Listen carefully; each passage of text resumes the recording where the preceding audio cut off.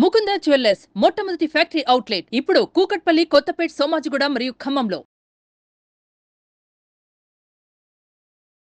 నమస్కారం, సుమన్ టీవీ ప్రేక్షకులకి స్వాగతం. నేను మీ జాహ్నవి. మనతో ఉన్నారు ఆధ్యాత్మికవేత్త, ప్రవచనకర్త నిటిల కిరణ్మయ్య గారు. నమస్తే అమ్మా. నమస్కారం జాహ్నవి. అమ్మ, ఆడవారు అనగానే గుర్తొచ్చేది అలంకారాలు. అలంకారాల్లో ముఖ్యంగా బొట్టు, గాజులు, వాటికి ఉండే ప్రాధాన్యత వేరు. సో అంటే వివాహం అయిన వారు కానీ వివాహం కాని వారు కానీ ఖచ్చితంగా గాజులు ధరించాలని మన పెద్దలు చెప్తూ ఉంటారు. అంటే ఈ ధరించే గాజుల రంగుని బట్టి కూడా మనం ఏ విధంగా ఉంటాం, మన సుఖ సంతోషాలకి, సిరి సంపదలకి కూడా అది సంకేతం అని కూడా చెప్తూ ఉంటారు పెద్దలు. ఇదంతా వాస్తవమేనంటారా? అంటే మనం ధరించే గాజుల రంగుకి దానికి సంబంధం ఏముంది? అసలు గాజులు అసలు ఆడవాళ్ళు ఎందుకు ధరించాలి? ఎగ్జాక్ట్లీ, గాజులు అసలు ఆడవాళ్ళే ఎందుకు ధరించాలి? ఒకవేళ మగవాళ్ళని జనరల్ గా సినిమాల్లో వాటిలో డైలాగులు వింటాం, గాజులు ధరించాడు, ఏదన్నా వెటగానం చేయాలన్నా అట్లా అంటూ ఉంటారు. ఎందుకు గాజులు వేసుకుని కూర్చోవడం అంటే ఏంటి అసలు? గాజులు వేసుకుని కూర్చోవడం అంటే అమ్మ, అసలు గాజుల సంస్కృతి ఎక్కడి నుంచి వచ్చిందంటే మనలో ఉండేటువంటి రకరకాల నాడీ విషయాలు మొత్తం శరీరగతంగా మన స్త్రీలు కావచ్చు, పురుషులు కావచ్చు, మన అందరిలోనూ కూడా 72,000 నాడులతో కూడుకున్నటువంటి జంక్షన్ మెయిన్ స్విచ్ పాయింట్స్ ఉన్నాయి. అవే యాక్టివేట్ చేసేటువంటి శరీరాన్ని అంతా కూడా వాటి వల్లే యాక్టివ్గా ఉంటూ ఉంటుంది. అటువంటి యాక్టివేషన్ పాయింట్స్లో కొంత జంక్షన్స్ ఉంటూ ఉంటాయి. అవే ఈ వేళ్ల కనికట్, ఇక్కడ మనం ఉంగరాలు పెట్టుకునేటువంటి చోట, అలాగే గాజులు వేసుకునేటువంటి ఈ మణికట్టు దగ్గర, అలాగే ఇక్కడ మనకు ఉండేటువంటి ఈ మోచేతి దగ్గర, అలాగే మెడ దగ్గర, శిరస్సు దగ్గర భాగం దగ్గర, చెవుల దగ్గర, ఇలాంటి ప్రాంతాలన్నీ, కాళ్ళు మొత్తం పాదం చుట్టుపక్కలంతా, అలాగే కాళ్ళకి వేసుకునేటువంటి రకరకాల ఆభరణాలు పైదాకా కూడా కాళ్ళని ఎంత గట్టిగా పట్టి ఉంచేటువంటివి మనం పెట్టుకుంటూ ఉంటే అంత మన ఆరోగ్యం రక్షింపబడుతుంటుంది. మెయిన్గా మన ఆరోగ్యాన్ని దృష్టిలో పెట్టుకుని మగవారు కావచ్చు, ఆడవాళ్ళు కావచ్చు. ఒకప్పుడు మగవాళ్ళకి ఆడవాళ్ళకి అలంకారాలు వేరు కాదు. మీరు దేవీ దేవతా స్వరూపాలతో కూడుకున్నటువంటి ఫోటోలు చూడండి. శివుడు, పార్వతి అలంకారాలు రెండు ఒకటే. లక్ష్మీ నారాయణుడు అలంకారాలన్నీ ఒకటే, అవునా కదా? బ్రహ్మ, సరస్వతి అలంకారాలన్నీ ఒకటే. అలంకారాలు అందరికీ చెప్పారు. కారణం ఏంటి అంటే అది కేవలం నీలో ఉండేటువంటి అందాన్నో లేకపోతే ఐశ్వర్యాన్నో చెప్పేటువంటివి కాదు, చూపించేటువంటివి కాదు. ముందు నీ శరీరాన్ని, దేహాన్ని రక్షించేటువంటివి. దానికోసం ముందు అలంకారం. ఆ అలంకారంలో అంతర్గతంగా ఏం పెట్టారు? ముందు ఆరోగ్యం పెట్టారు. దాంతోపాటుగా ఒక ఆడపిల్ల తప్పనిసరిగా గాజులు వేసుకోవాలి. మగవాళ్ళు కూడా ఇదివరకు గండపెండేరాలని, గాజులని చక్కగా బరువుగా ఉన్న వాటిని ఇక్కడ వేసుకుంటూ ఉండేవాళ్ళు. దానివల్ల వాళ్ళ ఆరోగ్య స్థితిగతులు బాగుండేవి. కాళ్ళకు అలాగే వేసుకునేవాళ్ళు. ఆడవాళ్ళ దగ్గరికి వచ్చేటప్పటికల్లా ఏమవుతుంది? ఆడపిల్ల పుట్టిన తర్వాత 8వ సంవత్సరం వచ్చినప్పటి నుంచి తన శరీరంలో మార్పులు చోటు చేసుకుంటూ ఉంటాయి కదా. 13 ఏడు వచ్చేటప్పటికల్లా రజస్వలు అవ్వడం, ఆ తర్వాత నుంచి తన లోపల మరో శిశువుని జన్మించడానికి కావాల్సినటువంటి స్థాయిలో మొత్తం శరీరంలో విశేష మార్పులు జరుగుతుంటాయి. మన ఒక దేహంతో వివాహం అనేటువంటి వ్యవస్థ ద్వారా పురుషుడితో శరీరాన్ని పంచుకోవడం, దాని ద్వారా ఇంకొక దేహాన్ని తనలోంచి జగత్తులోకి తీసుకురావడం, దాని తర్వాత మళ్ళీ ఈ శరీరాన్ని ఆలంబన చేసుకుని ఆ శిశువుకి తను ఆహార పదార్థంగా, అంటే తనలోంచి రక్తాన్ని మళ్ళీ ఆహారంగా మార్చి ఇస్తూ ఉండడం. దానికి తోడు శరీరంలో ఉండేటువంటి ధాతువులన్నీ కూడా ఏమవుతాయి? ఇంత వ్యవస్థలో రజస్వల దగ్గర నుంచి పిల్లవాడికి జన్మనిచ్చేదాకా వాడికి మళ్ళీ పాలిస్తున్నంత కాలము కూడా శరీరంలో ఉండేటువంటి సప్తధాతువులు ఏవైతే ఉంటాయో అవన్నీ కూడా విశేషంగా తమ ప్రజ్ఞని చూపిస్తూ ఉంటాయి. అంటే బాగా ఓవర్ యూజ్ అయిపోతూ ఉంటాయి. ఆ ఓవర్ యూజ్ అయిపోవడం వల్ల ఏమవుతుందంటే స్త్రీకి తొందరగా పెద్దరికం వచ్చేస్తూ ఉంటుంది. అంటే తొందరగా ఎక్కువ నడవలేను, ఎక్కువ పరిగెత్తలేను. ఇప్పుడు గట్టిగా 30 ఏళ్ళు వచ్చిన ఆడవాళ్ళని పరిగెత్తమనండి, అబ్బా మేమేం పరిగెడతామంటారు. 40 ఏళ్ళు 50 ఏళ్ళు వచ్చిన మగవాళ్ళు పరిగెత్తగలుగుతారు. ఆడవాళ్ళు వెంటనే మొహమాట పడతారు, శరీరం సహకరించదు. కారణం ఏంటంటే శరీరంలో మన ధాతు లక్షణాలు వాటి యొక్క చైతన్యాన్ని తగ్గించేసుకుంటూ ఉంటాయి. కారణం వాటిని మనం సరిగా చూసుకోకపోవడం.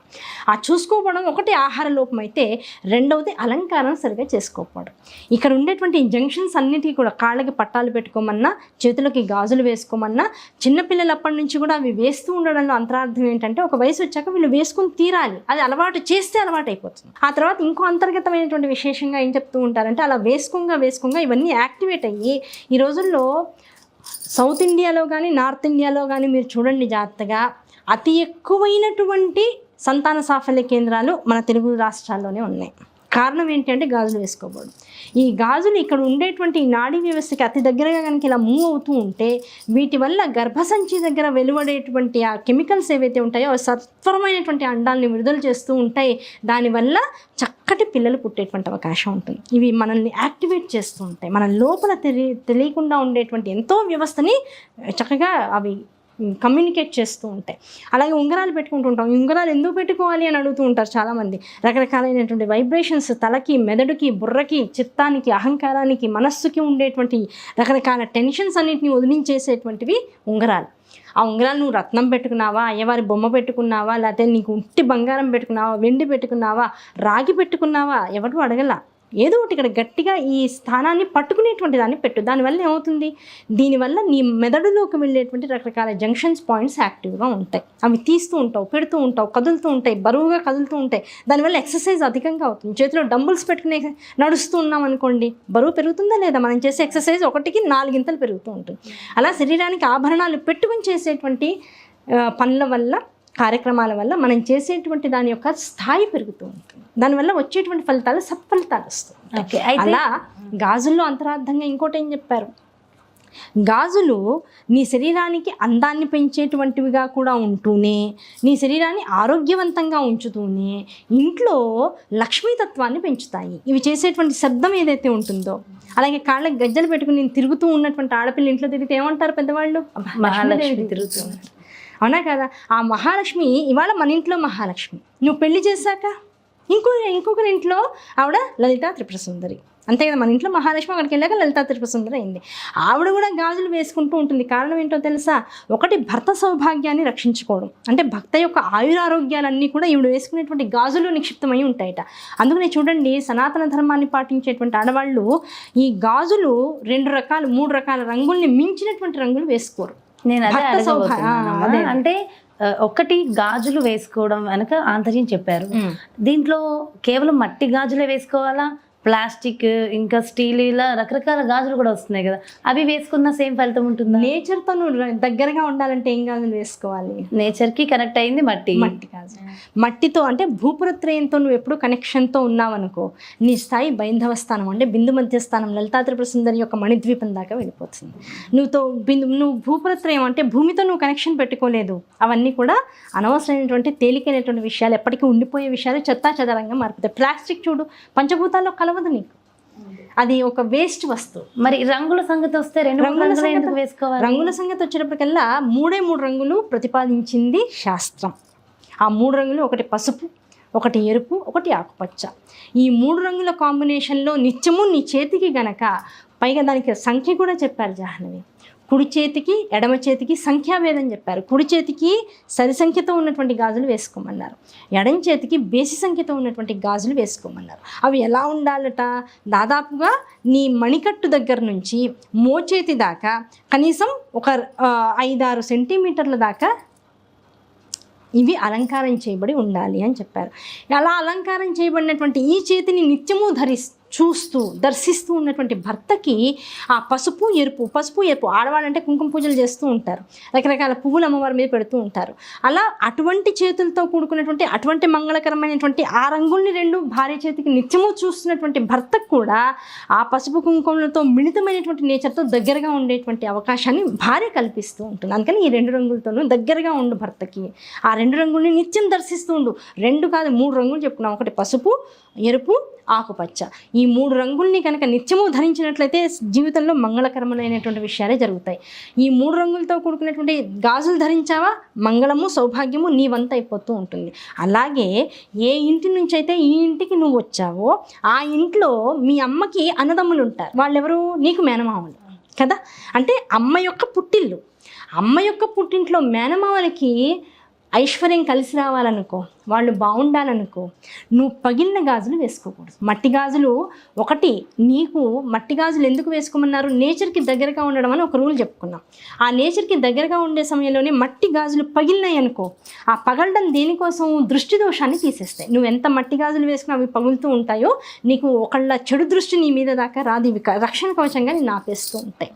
సో మట్టి గాజులు పగిలినప్పుడల్లా నీకు దృష్టి దోషం పోయిందని అనుకుంటూ ఉంటాయి. ఈ రోజుల్లో అలా పగిలి బ్లడ్ వస్తుందని అసలు గాజులు వేసుకోవడమే మానేస్తారు. శరీరం మీద ఘాట్లు పడుతున్నాయని, పిల్లలకి గీరుకుంటుందని రకరకాల కారణాలు. మేమందరం పిల్లల్ని పెంచాం, బాగానే పెంచాం, ఎవరికి ఏమి గీరుకోలేదు, ఎలాంటి యాక్సిడెంట్స్ జరగలేదు. అది కేవలం వద్దు అనుకోవడానికి రకరకాల కారణాలను వెతుక్కోవడం అంతే. మరి బంగారం గాజులు వేసుకుంటారు కదమ్మా? బంగారు గాజులు వేసుకుంటారు. బంగారం ఎంతవరకు నీకు, అది ఓ 10 గాజులు వేసుకో, నీకు బోల్డ్ కోటీశ్వరాలివి, 10 గాజులు వేసుకో, ఎలాంటి సౌండ్ వస్తుంది? జైళ్లలో సంఖ్యలు బిగించినటువంటి ఖైదీలు నడుస్తుంటే వచ్చే సౌండ్ వస్తుంది, అవునా కాదు? అంటే ట్రూలీ స్పీకింగ్, నేను ఎవరి మనోభావాలు దెబ్బతీయడం కోసం మాట్లాడట్లా. అదే ఏమీ లేనటువంటి గుడిసెలో ఉన్నటువంటి స్త్రీ 4 మట్టి గాజులు వేసుకుని తిరుగుతుంటే అమ్మాయి చేసే ప్రతి పనిలోనూ లక్ష్మీతత్వం తిరుగుతూ ఉంటుంది. ఏమంటే అక్కడ ఐశ్వర్యం ఉంది, ఇక్కడ ఐశ్వర్యం లేదు అంటే అక్కడ కనపడే ఐశ్వర్యం ఉంది, ఇక్కడ అనుభవించే ఐశ్వర్యం, అవునా కాదా? కనుక ఏ గాజులైతే నిత్యము స్త్రీలు ధరించాలని శాస్త్రం చెబుతోందో అందులో తన కుటుంబ సౌఖ్యము సౌభాగ్యము ఉంది. అలాగే తల్లి, ఏ ఇంటి నుంచి అయితే నువ్వు ఇంటికి వచ్చావో నీ పుట్టింటి వారి యొక్క సౌభాగ్యం ఉంది. దాంతోపాటుగా ఆ తల్లిని నీకు ఇచ్చినటువంటి వారి పుట్టింటి వారి సౌభాగ్యం కూడా ఈ ఆడపిల్ల చేతుల్లో ఉండేటువంటి గాజుల్లోనే నిక్షిప్తం చేశారు. పగిలిన గాజులు వేసుకోకమ్మా, మేనమామకి అరిష్టం అని చెప్తారు. బద్దలైందంటే గాజు వెంటనే విరగొట్టేయాలి, తీసేసేయాలి. మన గాజులు ఎంత ఆరోగ్యవంతంగా, ఎంత చక్కటి సౌండ్ చేస్తూ ఉంటాయో వాళ్ళంత ఆనందంగా ఉన్నారనేటువంటి ఒక సంకేతం చెప్తారు. దాంతోపాటుగా ఇంకొక రహస్యం ఏం చెప్తారంటే, గాజుల నోము, గాజుల గౌరీ వ్రతం అని ఒకటి చేయిస్తారు ఆడపిల్లలతో. గాజుల గౌరీ వ్రతం చేయిస్తే అసలు ఏం జరుగుతుందో తెలుసా జాహ్నవి? కుటుంబంలో భార్యాభర్తలు నిజంగా సౌఖ్యంగా కనుక లేకపోతే, నిజంగా భార్యాభర్తలకి నిజంగా కష్టాలు, వాళ్ళిద్దరి మధ్య చక్కగా దాంపత్య జీవనం కనుక లేకపోతే, లేదు అత్తవారింట్లో ఆ పిల్ల చాలా కష్టాలు పడుతుంటే, అటువంటి కష్టాలన్నీ కూడా ఈ గాజుల గౌరీ నోము చేసుకుని పసుపు ఎరుపు గాజుల్ని, లేదు పసుపు ఆకుపచ్చ గాజుల్ని, ఎరుపు ఆకుపచ్చ గాజుల్ని ఏ స్త్రీ అయితే దాదాపుగా 1 సంవత్సర కాలం పాటు ఎంతమంది ఎక్కువైతే అంతమంది స్త్రీలకి పంచుకుంటుందో ఇంకా ఆ స్త్రీకి జీవితంలో దుఃఖం అనేటువంటిది ఉండదు అని శాస్త్రం చెప్తుంది. గాజుల గౌరీ ఒక్క వ్రతం చేయడం వల్ల జీవితంలో ఏ మాసంలో చేస్తారమ్మా? మామూలుగా రథసప్తమి వస్తుంది కదా, మాఘమాసంలో వచ్చేటువంటి సప్తమి తిథి నాడు రథసప్తమి అనేటువంటి నోవును నోచుకుంటాం. అదే రథసప్తమి అనేటువంటి రోజు వస్తుంది, ఆ రోజు నోవును పట్టాలి. మనకి స్త్రీల వ్రత కథల్లో తప్పనిసరిగా గాజుల గౌరీ వ్రతం నోము ఒకటి ఉంటుంది. ఆ నోముని కనుక ఆ రోజు పాలు పొంగించుకుని కథ చదువుకుని 1 సంవత్సర కాలం పాటు ఒక ఆడవాళ్ళందరికీ కనుక గాజులు వేయించినట్లయితే చూడండి ఎంత పెద్ద దుఃఖం స్త్రీ అనుభవిస్తున్నా సరే చివరికి ఆ దుఃఖం అంతా కూడా ఆ సంవత్సర కాలంలో పోయి సుఖం అనేటువంటి స్త్రీ అనుభవిస్తుంది. గాజుల వెనకాల స్త్రీ యొక్క సుఖాన్ని, సౌభాగ్యాన్ని, ఆనందాన్ని, దాంతోపాటుగా 10 మందికి పంచగలిగేటువంటి ఐశ్వర్యాన్ని ఇంత పెట్టి భర్త యొక్క ఆయురారోగ్యాల్ని కూడా అంతర్లీనంగా నిక్షిప్తం చేసి స్త్రీ యొక్క ఆరోగ్యాన్ని కూడా దృష్టిలో పెట్టుకుని స్త్రీని కూడా ఉద్ధరించేందుకు కావాల్సినటువంటి విధానాన్ని పెట్టి ఎంతమంది జీవితాల్ని ప్రకృతితో అనుసంధానం చేయగలిగేటువంటి టెలికమ్యూనికేషన్, ఈ సౌండ్ ద్వారా ప్రకృతితో ఎప్పటికప్పుడు కమ్యూనికేట్ అయ్యేటువంటి శక్తిని కూడా స్త్రీకి ఇచ్చి తను చేసే ప్రతి పనిలోనూ కూడా నాదాన్ని అనుసంధానం చేసుకుంటూ ఉంటుంది గాజులు చేతికుంటే. సో నాదానుసంధానం అవుతుంది. ఆ నాదానుసంధానం చేయగలిగిన వాడు, పట్టుకోగలిగిన వాడు పరమేశ్వరుడు ఒక్కడే. ఆయనతో ఎప్పుడు రిలేషన్ బాగుంటూ ఉంటుంది. కనుక గౌరీ తత్వాన్ని, గౌరీ స్థితిని స్త్రీ పొందడం కోసం గాజులు వేసుకోవాలి. కేవలం గాజులే కదా అనుకుంటాం, గాజులే కదా అనుకోవడం కాదు, గాజులు దాని వెనక ఎంత అంతరార్థం ఉంది. చాలా చక్కగా ప్రతి ఒక్కళ్ళకి అవసరమైన విధంగా చాలా చక్కగా ఎక్స్ప్లెయిన్ చేశారమ్మా. Thank you so much.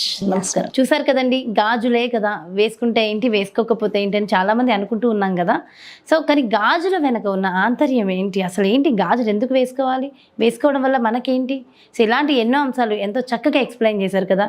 మరో చక్కటి వీడియోతో మళ్ళీ మీ ముందుకు వచ్చేస్తా. నమస్కారం.